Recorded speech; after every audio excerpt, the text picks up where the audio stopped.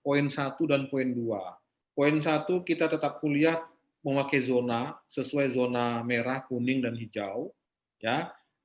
Yang kedua pilihannya daring. Nah, untuk daring akhir minggu ini kita akan undang ahli IT yang mendesain belajar daring Universitas Bina Nusantara yang dianggap universitas yang cukup sukses di Indonesia mempraktekkan sistem pembelajaran daring. Jadi kita semua sedang berproses, termasuk kami di UIN Sunan Kalijaga, maka webinar ini menjadi sangat penting kalau nanti ada pandangan-pandangan, pendapat-pendapat yang bisa membantu kami dalam mendesain pembelajaran daring, ya, pembelajaran daring. Nah, itu yang bisa kami sampaikan. Kalau nanti berhubungan dengan materi pembelajaran keagamaan misalnya, itu tinggal dikonseptualisasikan lagi saja. Maksudnya kalau misalnya belajar wudhu gitu ya, nah kan karena harus praktek dia, nah itu divideokan. Jadi kehadiran prakteknya itu ya bocor lagi nih ya. Tolong adminnya mungkin bisa di-mute aja yang ya, biar nggak bocor gitu. Saya ingin memberi closing seperti ini ya. Saya punya teman, salah satu komandan Kopassus. Orang prajurit Kopassus itu setidaknya memiliki keharusan untuk memiliki minimal 5 seni bela diri. Nah, jadi 5 seni bela diri itu dipelajarinya di YouTube. Jurus-jurusnya itu dipelajarinya di YouTube sampai hafal di luar kepala. Kemudian datanglah guru besarnya ya. Kalau Kempo misalnya diundanglah guru besar Kempo dari Jepang untuk menguji masing-masing prajurit Kopassus itu. Nah, dia teman saya ini lulus dengan terbaik, padahal nggak pernah ikut latihan Kempo dengan masternya yang ada di sini. Master itu kalau guru besar itu yang Dewan Suronya di negara asalnya sana. Kalau di Indonesia kan cuma master itu kan. Nggak pernah latihan karena penugasan, tapi bisa naik peringkat karena menguasai jurus dengan sangat sempurna melalui YouTube gitu loh. Nah, itulah satu-satunya kelemahan daring. Dia hanya bisa mentransfer knowledge, tapi tidak bisa mentransfer attitude, tidak bisa mentransfer spiritual, tidak bisa mentransfer energi. Kalau itu memang kita akui, sesekali memang perlu dicari cara yang paling baik untuk bagaimana proses belajar daring itu bisa juga mentransfer energi spiritualitasnya. Jadi ketika belajar agama, misalnya, cuma saya kasih contoh ini, misalnya cara berwudu gitu loh. Dia bisa saja belajar di YouTube. Guru udah nggak penting lagi kalau dia tahu caranya dengan mencari kata kunci. Begitu diuji, cara wuduknya sempurna. Tetapi transfer spiritualitasnya kan nggak dapat di situ. Nah, itu hanya dapat dilakukan kalau anak peserta didik kontak atau mungkin bertemu dengan guru, sehingga pertemuan itu sentuhan tangan guru untuk membasuh tangan anak dalam mengambil wudhu yang benar, itu kesan itu yang nggak bisa didapatkan dalam dunia virtual. Hanya itu menurut saya kelemahannya, tetapi ke depan kita menghadapi suatu zaman, suatu era di mana memang kita nggak butuh kelas, tapi kita butuh ruang. Ketika kita butuh ruang, yang dibutuhkan tuh konten kreatif, yang dibutuhkan tuh smart room, yang dibutuhkan tuh bandwidth.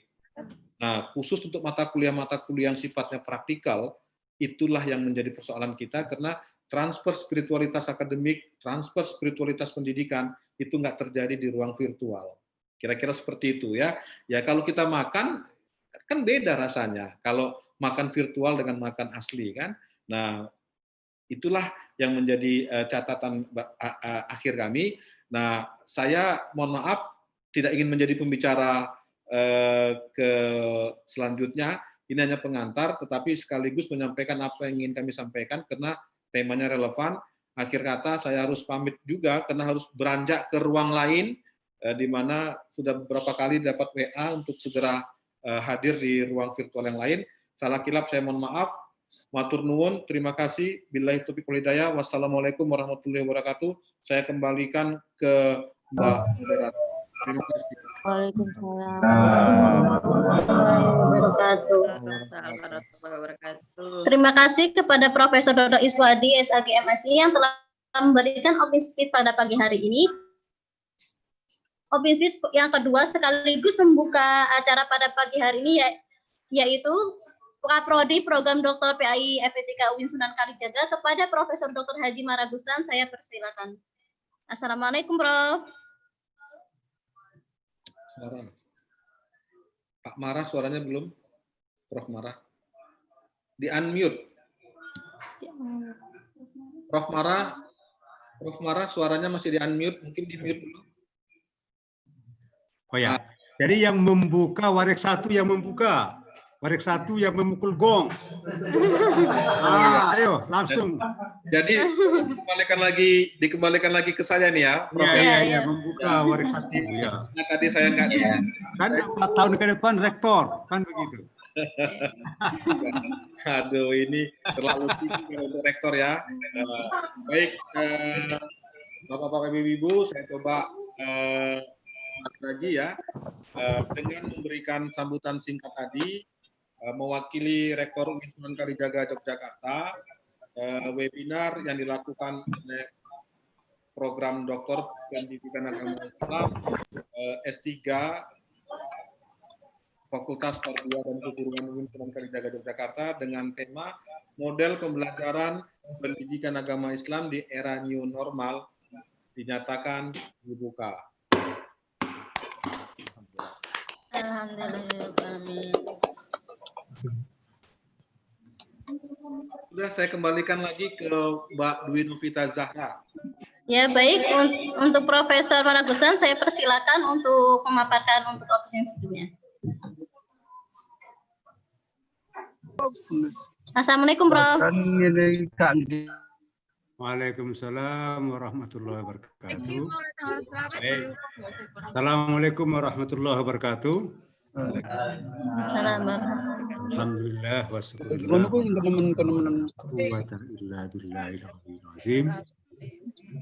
yang terhormat Bapak Rektor dan diwakili oleh Bapak Warek 1, Bapak Profesor Dr. Iswadi MSI,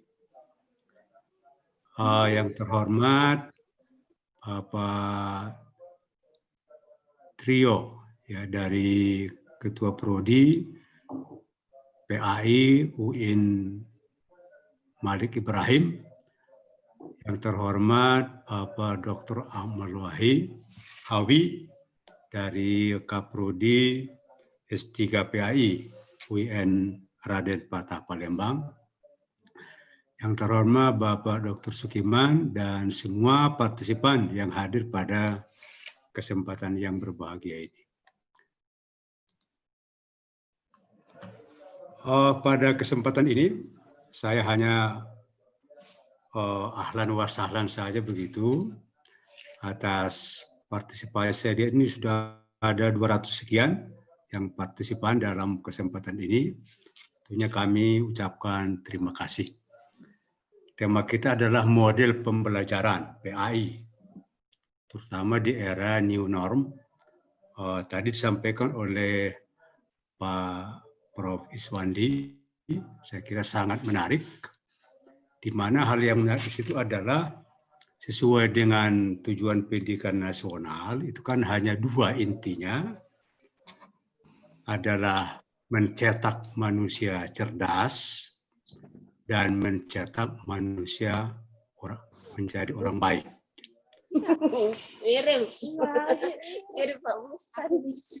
Ya, jadi di situ. Jadi kuncinya kan di situ.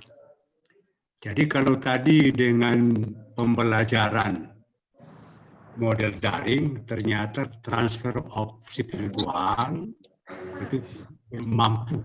Ya.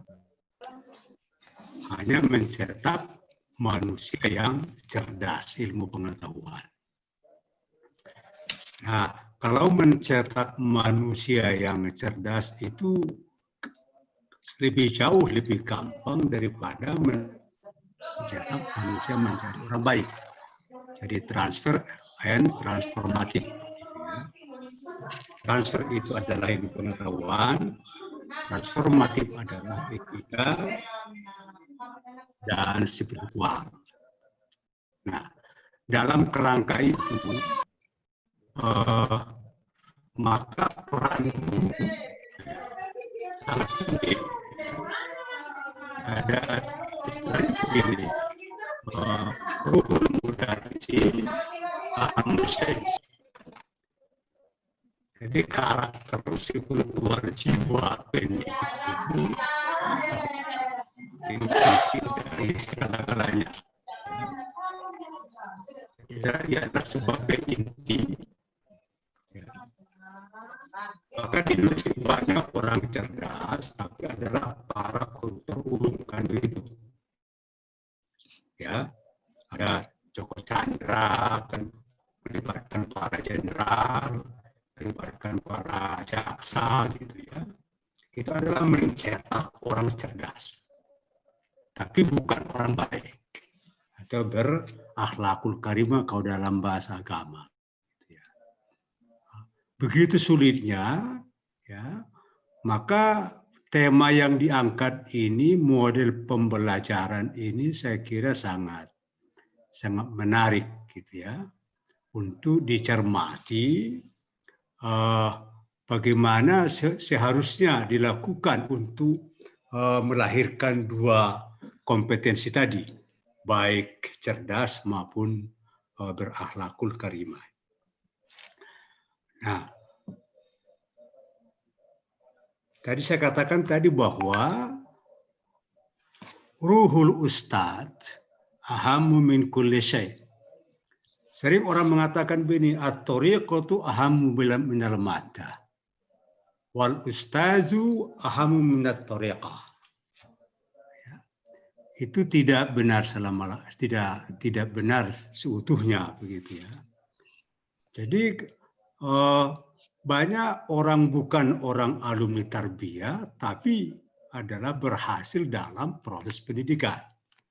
Dia tidak belajar tentang metode, model, strategi, tapi berhasil.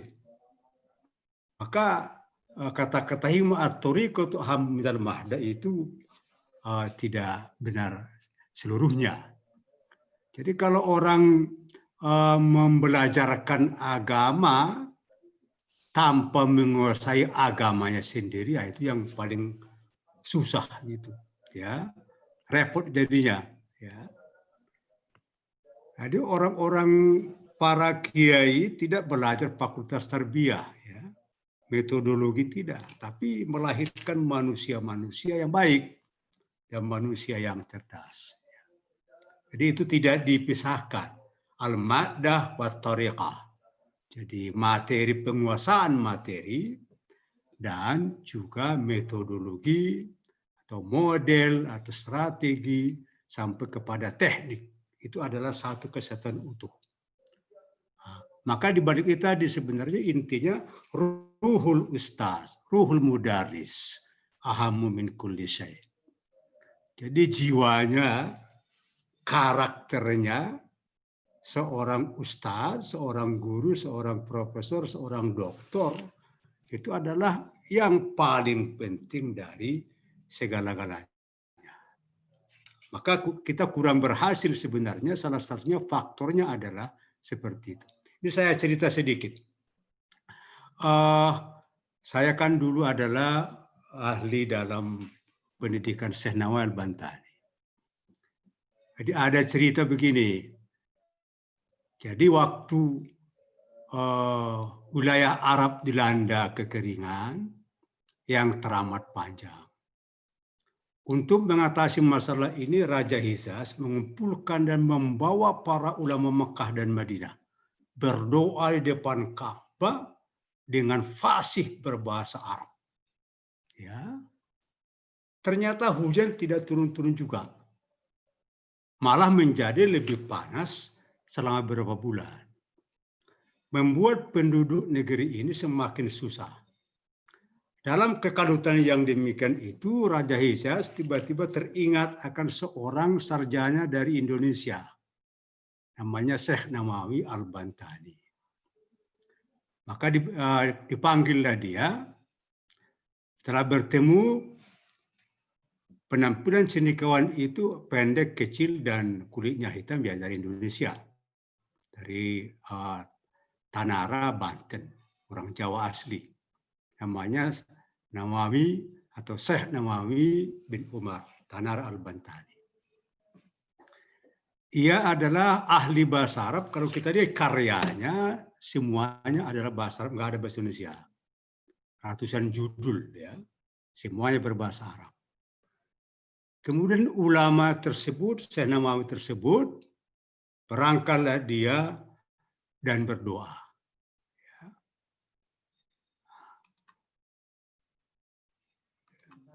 Dalam doanya itu begini, ya, dia tidak pakai bahasa Arab, tapi adalah pakai bahasa Jawa, gitu ya. Dia pakai bahasa Jawa, kira-kira begini. Ya Allah, kowe iki apa namanya, udah banyak yang berdoa, ya Allah sampun dangu bonten Jawa, kawulo nyuwun Jawa. Kira-kira artinya ini Pak Kiman yang paling tahu. Ya Allah, ini sudah lama enggak hujan, sekarang saya minta hujan. Seketika itu adalah datang hujan. Yang tadi berbahasa Arab fasih doanya, ternyata tidak hujan-hujan juga. Malah bahasa Jawa, ya. Ya Allah sampun dangu bonten Jawa, kawulo nyuwun Jawa. Di sini yang kita lihat bukan apa namanya, bukan tentang bahasa tidaknya, tapi adalah ini kualitas, ya, dari seorang di hadapan Allah Subhanahu wa Ta'ala. Jadi kebersihan hati dari seorang guru tadi, seorang ustadz tadi, ternyata doa dia yang dikabulkan oleh Tuhan. Ini apa artinya? Pesannya adalah bahwa ruhul ustaz, ruhul mudaris adalah ahammu min kulli syai', adalah paling penting dari segala-galanya. Nah, guru dalam hal ini tidak hanya ditafsirkan sebagai manusia saja, tapi bisa adalah IT-nya, lingkungannya, terutama adalah para guru, ustadz. Oleh karena itu, para partisipan semua, mari kita serius dalam mengikuti acara ini. Sangat penting bagaimana model pembelajaran, ya, yang apa namanya, yang mengaitkan dari segala sisi untuk melahirkan tadi ujungnya melahirkan manusia yang cerdas dan manusia yang baik. Dua itu.